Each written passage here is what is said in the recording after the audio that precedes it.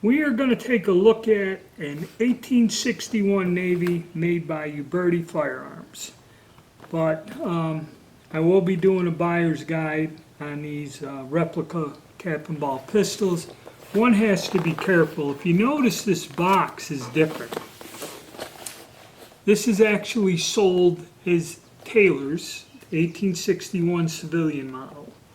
Okay, and it comes in a different box because you'll find Midway sells them marked Stoger, and it's a very similar box to just a Cimarron box. This box is totally different here. Nice little symbol on there. And how these pistols come is they come in this rug. Taylor's and Company. See, this is marketed under Taylor's. Okay, but it is an Uberti product. They had the Uberti brochure and all that other stuff in there, but it comes in a different style box. And this was a new gun I bought. It was made in 2020, but somebody on the gun broker was selling several of these guns in this format here. So it comes in this rug like this, wrapped in plastic. It's a brand new gun.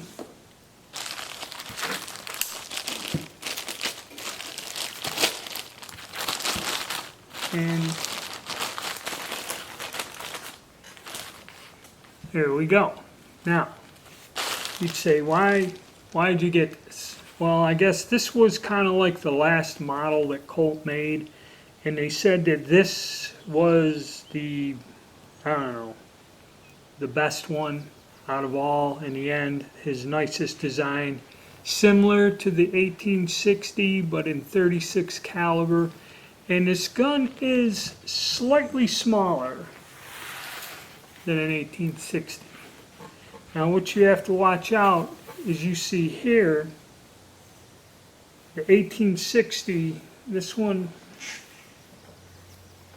the 1861 should have a 7.5 inch barrel, where this 1860 has an 8-inch barrel, I believe, a half inch longer.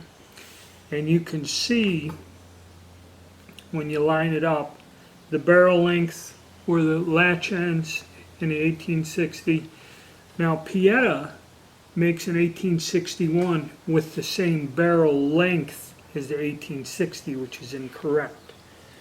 And the whole claim to fame of the 1861 is, and it is lighter, is the balance, the smaller frame and grip, okay? And they say that this was probably the best in terms of just appearance, balance, and shooting out of all. It is a bit smaller than the 1860, but you know, looks almost identical. And this one here is also neat too. It has that little groove down in there, like an original. Okay. And this gun also has, on the back, it has the little pins, so you can go and take this and, yeah, let me try it. Yeah. It has the little pins on the cylinder that you lock in that groove. And there you go. Now the gun's on safe. So like an original Colt, you can load this with 6 chambers and it's got a safety on there. And unlike the Walker where there's only 1 pin, there's 6 pins on this. So this can be done either or. The finish and fit on this is good. I haven't shot this yet. I have to clean it, and right out of the box it's in good shape. Nothing weird, and nice finish, bluing.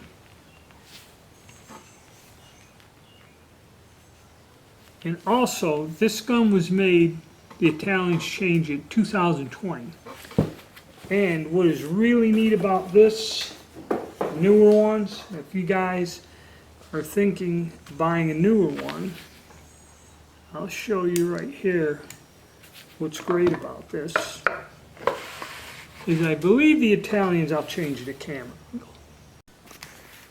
What's nice about this gun is it's got that little accent there, that little groove, which I've only seen on the originals. And if you look into the loading port area, I believe the Italian gun makers are listening to the feedback from people. You see where this is rounded and contoured in there. Basically, I had to do that same modification on the 1860, round that area out, where this comes that way from the factory.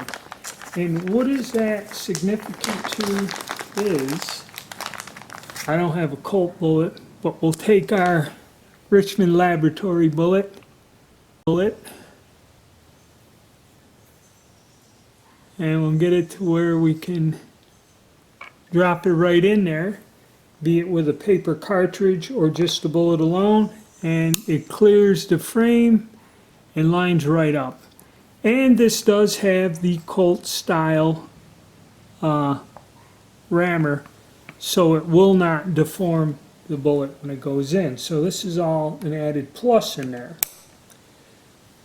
Okay, actually clears through the other side, which a lot of them don't do that. Now we'll move that. Let me get that out of there, and we'll take a few other. Alright, so what are the advantages of getting the Uberti model like this?